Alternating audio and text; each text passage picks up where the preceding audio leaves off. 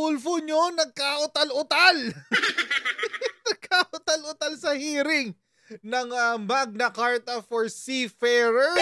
Mga kakutsero, parang hindi siya prepared sa hearing na to. My goodness. Bago natin pag-usapan yan, mga kakutsero, tayo muna yung magsha-shoutout sa maibigyan natin sa Zedwig. So kayo po ay nasa US, UK, Canada, Italy, France, Spain, Ireland, and Belgium. May pwede po ay magpadala ng inyong mga remittances dito po sa Pilipinas sa pamamagitan po ni Sendwave. Ang gagawin nyo lang ay i-download ang Sendwave app. Kuha kayo ng account, lagay nyo account details dyan at bank account details at pwede ay magpadala sa GCash, sa mga bangko at sa iba't ibang mga pawn shops dito sa bansa. At kapag ginamit nyo po ang promo code na Coach Jared, makakuha pa yung karagdagan $20 free credit. Ito pala. Yan. Kaya gamitin na po si Sendwave for all of your remittance needs. Okay. So, sa mga hindi pa po nakakaalam, mga kutsero, si Presidente po kasi nung September 26, meron siyang panukalang batas na gusto sana niya ma-certify as urgent. Ibig sabihin po noon, mga kutsero, kailangan matapos agad yung isang panukalang batas. Ang pangalan po noon, mga kutsero, ay Magna Carta for Filipino Seafarers. Naku, napaka-importante talaga nito, mga kutsero. Sa totoo lang, napaka-importante nitong Magna Carta for Seafarers. Ito po, mga kutsero, ito po ang batas na ito, ang magiging basehan kung paano parang ito yung magiging batas na sasaklaw sa employment, benepisyo, at iba pang mga iba't ibang aspeto, training, certification, at iba't iba pang mga aspeto ng pagiging seafarer or in the local parlance is seaman. Di ba laki ng problema natin dyan sa mga seafarers? Lalo-lalo na, munti ka na tayo matanggalan ng accreditation ng EU.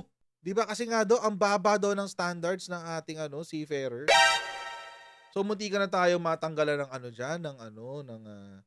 ng certificate. At nanganganib po ang 50,000 ang trabaho po ng 50,000 mga seafarers. Ang dami nun.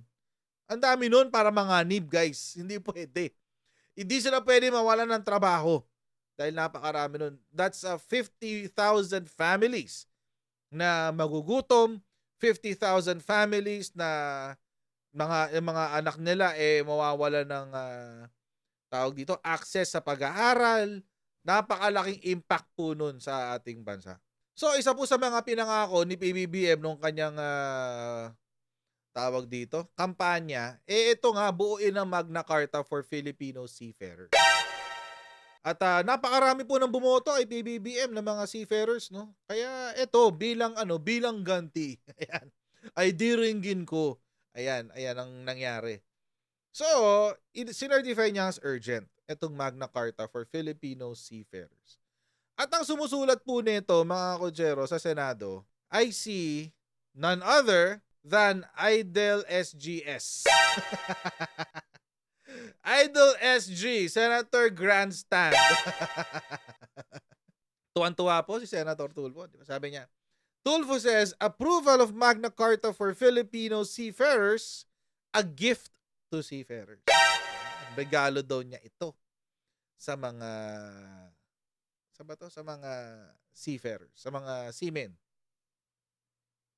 Seaman na lang, sa mga seaman. And I would like to thank my colleagues for the support for this measure, etc., etc. I'm equally thankful to the seafarers and their union, including the Associated Marine Officers and Seamen's Union of the Philippines. This bill is an early Christmas gift to all seafarers. Kasi nga, this is sinertify ni Presidente as urgent. Nakakatawa lang kasi, mga kutsero, na during this hearing, habang sila ay nag-hearing para pagandahin pa itong batas na ito, hindi po napigilan ni Senator SG, ni Idol SG, na tratuhin niyang parang RTIA ang Senado. Nagkabanggaan sila ni Pia Cayetano. First time ko makita si Tulfo na nauutal. Di ba, kilala natin si Tulfo, parang akala natin, di ba, napakatapang, ganyan, puro kailangan ipakulong ang mga scammer, etc., etc., 'di ba? Ganyan siya. Tapos yung ito yung ano nagpa-contempt. Ayan. Ipapa-contempt ko kayo, Nia. Di-detain kayo dito sa Senado. Parang gano'n. Tapos ito, nitong nakaraan, no? Ito yung sa kay LB, yung katulong, yung kasambahay na inabuso. Sabi niya, ay, ko-contempt ko kayo mag-asawa. Ayun, napakatapa. Nagulat ako dito sa hearing, mga kutsero. Ibang Tulfo ang nakita ko dito. Umuutal-utal eh. Panoorin natin, mga kutsero. Thank you. Your Honor, my next amendment, if I make an amendment, would be on section 23. I'll give the sponsor a moment to catch up with that page. Section 23, page 14. Page 14. This is the pre-employment medical examination. So this provision states, all PEME, which is the pre-employment medical examination of seafarers, shall be performed only in DOH accredited medical facilities by authorized government medical practitioners and following the standards set by DOH. My question first, Your Honor, is Maling parte. Peme, ayan, yan. kailangan ho ba ang magko-conduct ng medical exam ay government practitioner? No, government accredited medical facilities. Ay. A facility, it doesn't have to be government, but it has to be accredited by the government. He's not, DOH, meaning government here refers to DOH, should be accredited by the Department of Health.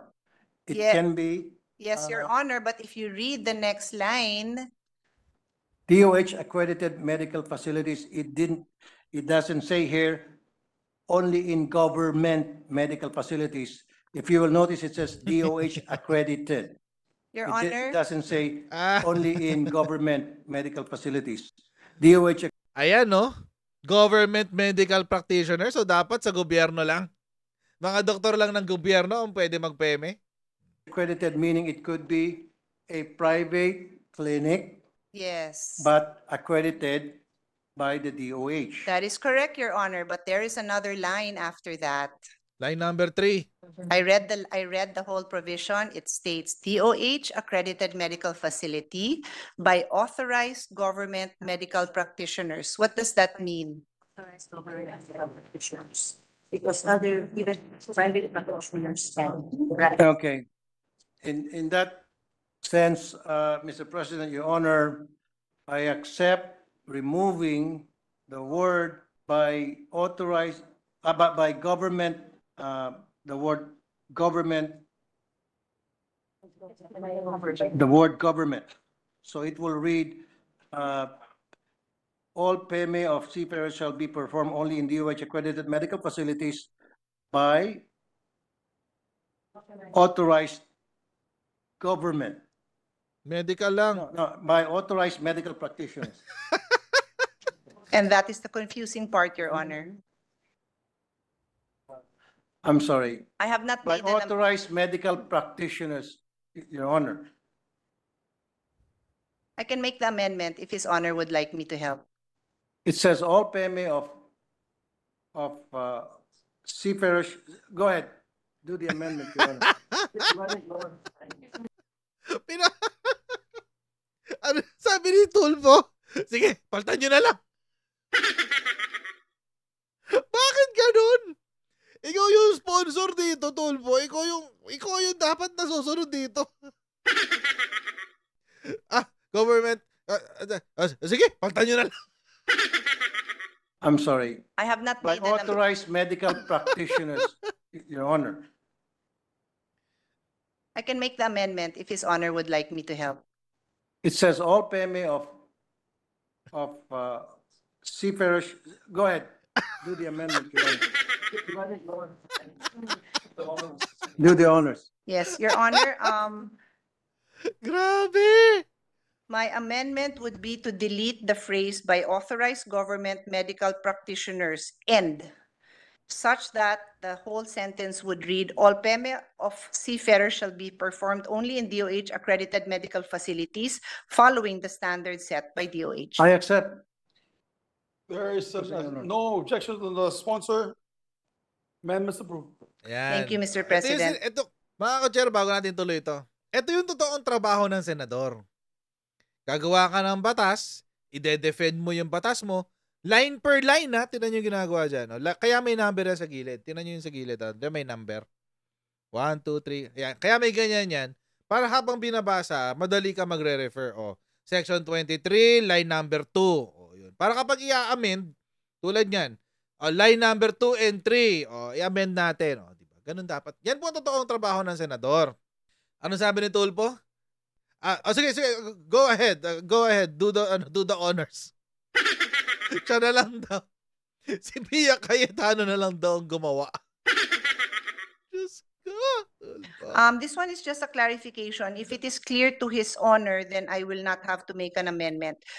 Page 14, section 25, on training and Ito qualification. training. Ayan. Ito, ano to? It states, only seafarers certified by appropriate government agencies according to the STCW and other applicable international standards shall be allowed to work and be employed on board a ship. Mga kotsero, ito malaking issue to. Kasi itong STCW na yan, for seafarers, ito po yung, yung requirement na sumablay tayo sa EU. At kapag hindi po ito na-update, hindi ho ito nagawa, baka tuloy-tuloy pong mawala ng trabaho yung ating mga seafarers. Kailangan ho nila yung certification na yan. Kaya kailangan po ito malinaw na malinaw to. Panoorin niya. Who is this? Who are these appropriate government agencies? Is this clear in the bill? Sino daw magsasertify? Sinong ahensya daw magsasertify? We're talking here of Marina, Mr. President, Your Honor. Is it clear in the bill? It is specified on the role of government agencies, Your Honor, Mr. President. What section is that, Your Honor, Mr. President? Ako nahirapan sa inyo eh. Section Siya daw nahihirapan sa kanila. Sa mga abogado niya. Bilang sponsor netong batas na to, you should know the law that you wrote. Bilang sponsor nitong batas na to, ikaw dapat ang nakakaalam ng batas na to back to back. Dapat kahit nakapikit ka, alam mo kung saan hahanapin yun. Yung sinabi mo kasi nandoon yun sa role of government agencies. Kasabihin mo anong section, something, whatever that is. Ay, pwede sa'yo mo, you may refer to section 45 or section 25, whatever the number is. Section number, there is that is where you will find the role of government agencies in the certification of training and qualifications of our seafarers. Ganon! Isasagot mo. Ako nahihirapan sa inyo. What section is that, Your Honor, Mr. President? Ako nahirapan sa inyo eh. What section is that? Ako nahirapan sa inyo eh. Ulitin natin. Section 84. Ako nahirapan sa inyo eh. Section 84, Mr. President, Your Honor. Sayang Section boto nyo 84 of dito. this bill? My question is it clear in this bill? Well, it's included in the bill because it's stated on section. Hindi, tinatanong ko nasa bill. No, it's in the bill on section 84. Section 84. Ano ba is section 84? Section 84, page 42. Your Honor. Says here, the following government agencies shall perform the following functions to promote the welfare and protect the rights of Filipino seafarers. Agencies. Is there, Paragraph G. yes, I found it, Your Honor. Okay. So according to Your Honor, just for the record, the appropriate government agencies referred to here in section 25 is the Marina, which is provided for in section 84. Are there any other government agencies? Marina, bukod sa Marina, Ba't hindi mo binasa to, Senator Tulfo? Bill mo to, ikaw Include sumulat Ched. nito. Also, Ched, Your Honor, Mr. President, Are there any other? also the National Maritime Polytechnic, the NMP, Mr. President, Your Honor. Okay. Should I ask again if there's any other? Because when I ask one, there's another. So would you like? The Marina, the NMPA, the National Maritime Polytechnic, and Ched, Mr. President, Your Honor. Sarcastic din. In fairness kay, kay Tulfo, ang sarcastic din kay Cayetano. Tanong niya. Tinanong kasi ni Cayetano, sino po ba ang magsa-certify? Kasi nakasulat only seafarers certified by appropriate government agencies according to the STCW and other applicable international standards shall be allowed to work and employed on board a ship. So, kailangan ng certificate ng government agencies. Ang tanong ni Pia Cayetano, sino yung mga government agencies na yan na kukuhaan nyo ng certificate? Sabi ni Tulfo, Marina. Are there anyone else? NMP. Are there anyone else? Ched. Dadagdagan. Kada tanong may bago.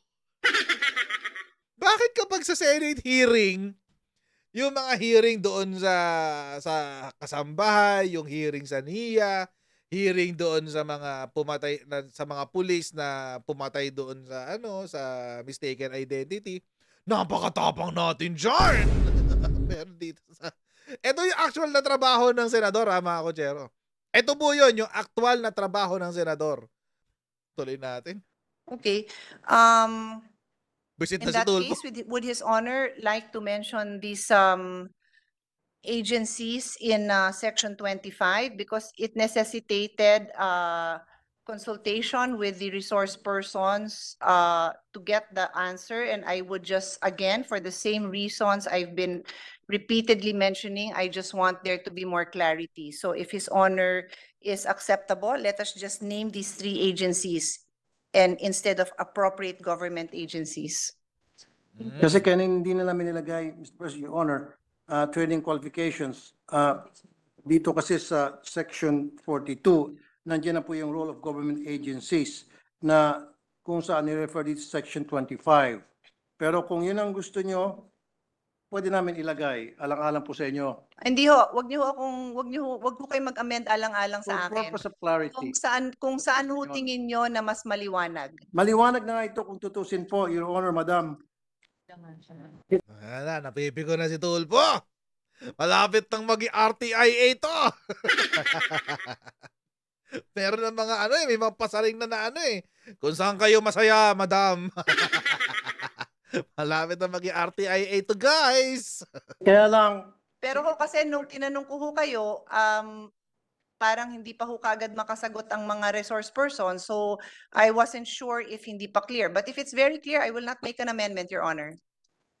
Your Honor, the resource persons are the one who gives me advice at sila po ang nagpapaliwanag sa akin tungkol sa mga nakasulat sa bill na ito. And they are the ones that tells me kung ano yung mga pwedeng isingit o hindi amendments dito po sa bill. Now, ulitin ko po for the second time, kasi po hindi nilagay itong yung mga government agencies na binanggit ko kanina tulad ng ST, yung O, yung Nauutal na. Ched, NMP, and Marina sa Section 25 kasi po understood na yon pagdating sa role of government agencies, nandun na included na yon. But we can accept your amendment. I did not make an amendment yet, Your Honor. I was just asking a question. And after I heard the answers, I said it's up to His Honor. On that note, hindi ho ba kasama din dyan ng TESDA? Kasi pag narinig ho ni Majority Floor Leader na si TESDA pang nakalimutan natin, baka ho tumakbo bigla dito yon. Ayan na ho, tumatakbo na ho. Kasama ho ba ang TESDA? kasama pa rin po sa TESDA. Mhm. Ang TESDA po kasama. Kasama po yung So, TESDA. apat. Sige po, I am not making an amendment. I am leaving up to his honor to make that decision. Saan bang TESDA? Saan bang TESDA rito? If I may just give a Please information, Mr. President, it's no longer because it's no longer with TESDA, so it's now with Marina. Oops. Your Eh, Honor, so then I have made my point. Hindi maliwanag kung kasama, kung sino kasama, kung sino hindi kasama, di I ba? checked it, it's no longer part of Oh, the shucks. Yun, the draft bill, Mr. President. Yung TESDA, Mr. President, it says here, the TESDA shall in consultation with CHED and Marina. So, hindi siya kasama. Ay, Senator Tulfo, hindi mo inintindi yung sarili mong sinulat na batas, ha? Ikaw pa naman principal author nito. Kasi simple-simple lang naman ho ang tanong, sino ho ang magse-certify o magbibigay ng certificate? Hindi ho masagot ni Senator Tulfo. Una ho niyang sinabi, CHED, tapos NPM, tapos Marina. Tinanong kung kasama yung TESDA, sabi kasama rin daw yung TESDA. Ngayon, takbo to si Joel Villanueva. Sabi, ay hindi na po kasama ang TESDA dyan. Sa Marina na po yan. Senator, malabo nga. Itong section 25 na to, malabo nga siya, Senator Tulfo. I-identify nyo na lang, sino ang magbibigay ng certificate? Si Marina ba? Si NPM? O si CHED? O si TESDA, for that matter? Ay, malabo nga. Hindi nga maiintindihan. May punto to si Senator Pia. Ako, I'm not a fan of Pia Cayetano, pero wala. Sabog. Pagdating sa training, of course, TESDA kasama in consultation with CHED and Marina. Mr. President, Your Honor. Okay. Senator Joel is the expert, so I'm we also a defer bit to the confused, Mr. expert. President, because if it is program registration, then I'd say yes. And development of training regulations. But if it is assessment, I am pretty sure that it was during my time when it was transferred to Marina, Your Honors. In this Ah. particular provision, So, hindi na involved si TESDA. Sa pagbuo lang ng course, kasama ang TESDA. Pero yung magtuturo at magsa-certify sa ating mga seafarers ay na kay Marina na. Okay, mas malinaw. Dapat nasagot na ni Senator Tulfo yan. Ikaw yung principal author na ito eh. on page 46, where TESDA, it says, shall in consultation with CHED and Marina develop, establish, and implement non-degree courses and programs on maritime education and other quality technical education and training programs for seafarers who may want to learn new skills or enhance their existing skills. It So they're only not means, cited Mr. President, Develop. TESDA is in charge of training regulations, Oh. of developing programs that will enable to help Marina to be able to Ayo. implement, Mr. President, what was transferred to them, Mr. President, because the expertise remains with TESDA. So I don't see any problem having this, Mr. President, in this particular measure. Thank you. I hope But I was to be able clear, to help, A Mr. bit, but your task is not yet over. So you have clarified, Mr. President, the majority floor leader has clarified that section 84 remains relevant. Yes, Mr. So President. my question is whether the sponsor believes it is necessary to identify each government agency that a seafarer needs to seek certification from. And so when I asked, he mentioned 3, and then I thought of Your Honor, and I asked TESDA, and the answer was yes, but the majority floor leader says no. So that is precisely my point. Baka mamaya, pag pinasa natin to, mag-insist na, ay hindi, punta kayo sa TESDA. If I understand correctly, majority floor leader is saying, no, you don't need to. But the response Marina that I dapat. was given just before you walked in If it is is- papasok si TESDA. So this should be clarified. If it is STCW, it's no longer with TESDA. Nilapitan na when ni it comes Coco to Pimentel si Tulfo. certification. What is stated here, Your Honor, distinguished colleague, is that TESDA remains would remain the the certifying body in developing The programs. programs, but Yes. not the Training individual, but Yes. not certifying the Yes. individual. They are certifying the The programs. Yun, programs, mas Mr. President. malinaw. Yes, that's what I May mean. I That's what interject? it means, Mr. May, President. if the agencies are enumerated on section 24, your honors, why don't we just put there, we mentioned section 24, section 84. For example, only seafarers certified by appropriate government agencies, No, Mr. President, Section 84 includes NLRC. Parang it's a basic enumeration of various government agencies. It is not limited to the certification. My only concern, and I will repeat, I leave it to the sponsor. I just don't want that when it leaves the halls of Congress, later on, for example, our expert in TESDA will say, hindi niya job mag-certify, ba't kayo nagpapa-certify dyan? So that's why the intention of the legislative body should be very clear, and that must come from the sponsor. Right. May punto si Senator Pia doon. Kasi kapag lumabas yung etong batas na to at malabo yung section 25 na yan, critical pa naman yan kasi diyan pupunta yung mga seafarers natin para magpa-certify. Pag nakasulat, pag iniisip nila, ay kay TESDA kami pupunta. Tapos sabi ni TESDA, hindi kayo dito pupunta, kay Marina kayo pupunta. Malabo, di ba? Dapat naka-indicate na dito sa section 25 kung sino ang nagse-certify. Kung si TESDA ba, si Marina ba, si CHED ba, si NPM ba. Kailangan malaman natin dyan. Kaso mo ang hindi yata, nauubusan na yata ng pasensya. Si Senator Tulfo natin dyan. Sige, panoorin pa natin. Okay, but you test the Mr. President, Your yes, Honor, your honor. tapos na po yung period of interpellation natin, period of amendments na Wow! ito. Sana ang request ko lang po, sabihin lang niya sa akin kung ano yung amendments niya and I will say whether I accept or not. And if I do not accept it, and I will explain. Ang nangyari po kasi, pina-explain niya muna ako, na bumabalik tayo sa interpellation, and then after ma-explain ko, pwede niyang i-amend at pwede niyang hindi. Napapahaba lang po tayo. Bakit hindi na lang po niya, Mr. President, Your Honor, sabihin na lang kung anong gusto niyang amendment, anong linya yon, and then I'll say accept or not. If I don't accept, and I'll tell the good senator from Taguig why I'm not accepting. Para mapabilis lang po tayo. Kaysa naman po, kailangan pa muna ako magpaliwanag, babasahin niya, kailangan ko pa magpaliwanag, and then hindi siya satisfied sa paliwanag ko, then magkakaroon ng debate. Ganun At talaga. kapag halimbawa na satisfied siya sa paliwanag ko, then hindi na siya mag-amend. Humahaba lang po tayo, Mr. President, Your Honor. Kung gusto niyo po, maglatag na ako ng banig dito. Wow! The attitude! Senator Tulfo, wala ka sa RTIA ha? Na hindi ka pwedeng questionin. Wala ka sa Rapi Tulfo in action. Hindi mo pwedeng diktahan kung anong proseso ng Senado.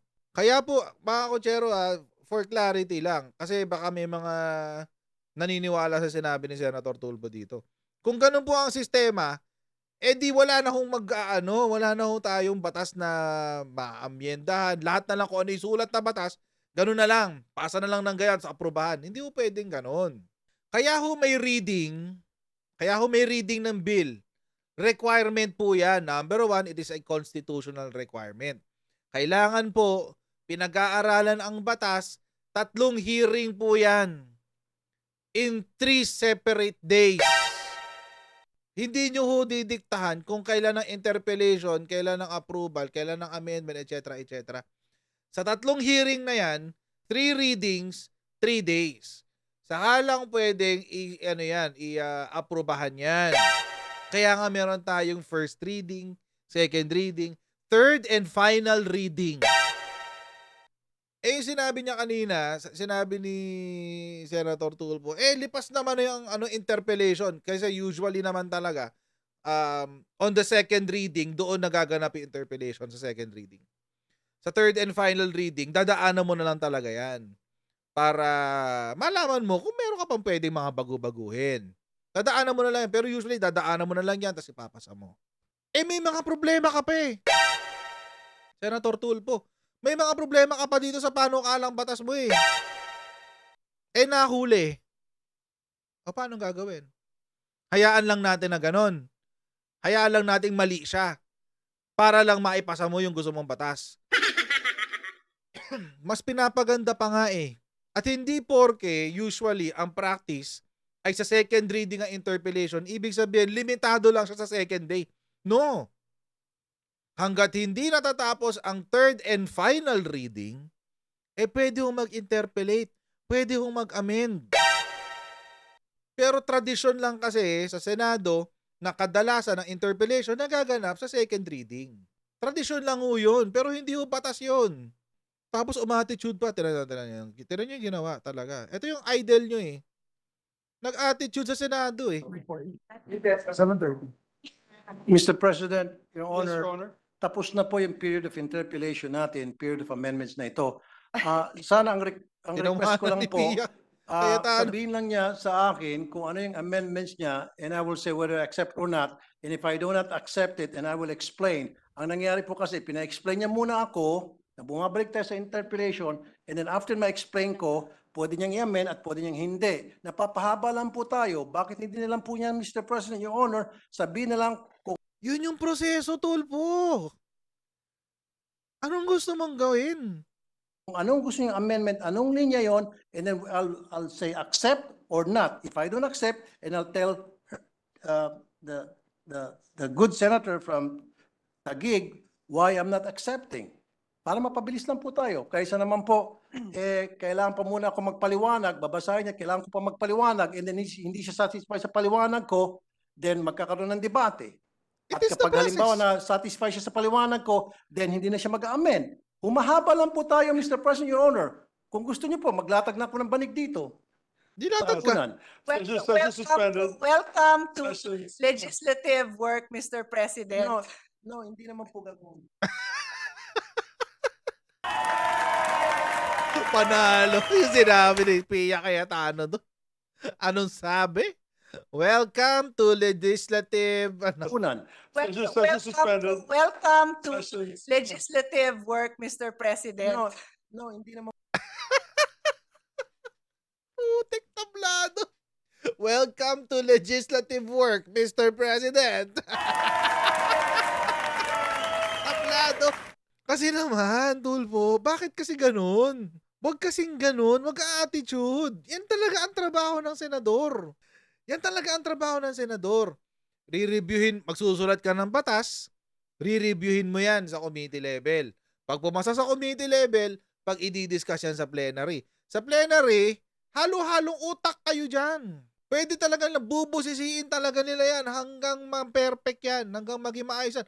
And even then nga, minsan hindi pa sobrang ayos eh.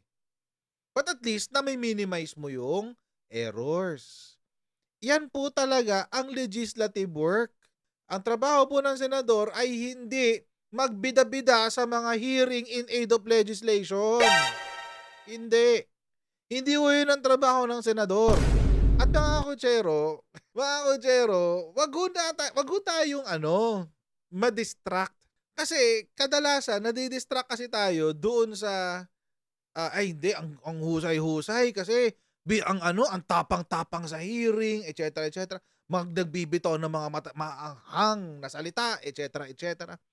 O, hindi ho yun ang trabaho ng senador. Hindi ho. Ang trabaho ng senador, etong ginawa na to ni Tulfo. Hindi pa, nakita nyo na, hindi niya kaya. hindi pa siya sanay. Senator Tulfo, hindi ka po hinalal ng taong bayan para mag-angas sa Senado. Hinalal ka po ng taong bayan para gumawa ng batas na ikapapakinabang ng sambayanang Pilipino. Hindi ho RTIA ang pinasok nyo. Baka nakakalimutan nyo, wala ho kayo sa RTIA. Senator, it's about time to become the senator that the voters deserve. Binoto ka eh. Ako hindi ko binoto to eh. Pero ikaw binoto ka ng mga fans mo. Make them proud. Kasi tulad nito, yung mga ganitong klaseng galawan, wala. Hindi kakatuwa yan. Buti na lang, narepaso to. Buti na lang, pinagdaanan ulit sa plenary. Nirepaso itong Magna Carta for Seafarers. Kasi this is a very, very important law. At ayaw natin itong maipasa na bara-bara. Magtrabaho tayo dyan sa Senado. Hindi lang ang trabaho ng senador gumawa ng batas. Hindi mag-angas sa mga hearing. Sana po naiintindihan natin, Senator Tulfo. Ang trabaho niyo po bilang senador ay gumawa ng batas, hindi mag-angas. Okay. So hanggang dito na lang po tayo dito sa video na ito. Huwag niyo po kalimutan mag-like, share, and subscribe sa ating Coach Jared YouTube channel at sa ating Facebook page. Meron tayong Facebook page. I-follow na rin po tayo doon. And I'll see all of you in our next Coach Jared Live. Alright, so bye everyone. See you next time. Bye.